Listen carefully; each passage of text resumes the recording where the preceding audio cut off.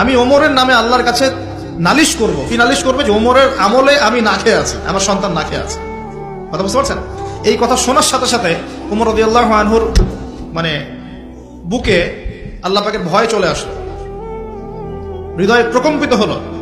প্রকম্পিত হওয়ার পর তিনি নিজে চলে গেলেন মদিনায়, যেটাকে বলি আমরা বাইতুল মাল, মানে রাষ্ট্রীয় সম্পদ যেখানে থাকতো ওটাকে বাইতুল মাল বলা হতো।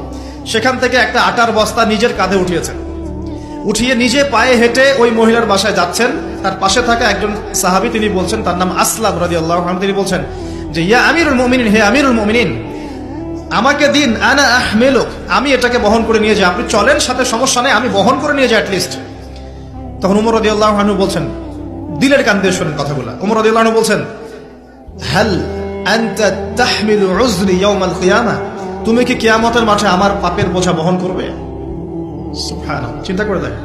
নিজের হাতে গেলেন, রান্না করে খাওয়ালেন, তারপরে বললেন আগামীকাল তুমি আমিরুল মুমিনিনের দরবারে এসো, সেখানে আমাকে পাবে। এই হলো ওমর রাদিয়াল্লাহু আনহুর খেলাফত। একদিন তিনি মেষ, তার যে উট, এটাকে পরিষ্কার করছেন। আলী রাদিয়াল্লাহু আনহু দেখে বলছেন, আমিরুল মুমিনিন, আপনি পরবর্তী জেনারেশনের জন্য অনেক কঠিন আদর্শ রেখে যাচ্ছেন, আপনি এত কাজ করছেন তারপরে নিজের কাজও নিজে করছেন।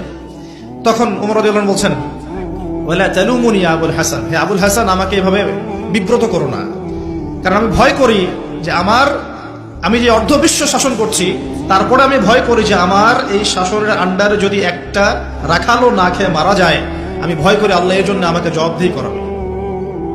আরেকটা বলে শেষ করে দিই, আমর ইবনে আস রাদিয়াল্লাহু আনহু, তিনি একজন গভর্নর, কোথাকার? মিশরের। কার আমলে আছেন? ওমর রাদিয়াল্লাহু আনহুর সময়। তো তার ছেলের নাম হচ্ছে মুহাম্মদ।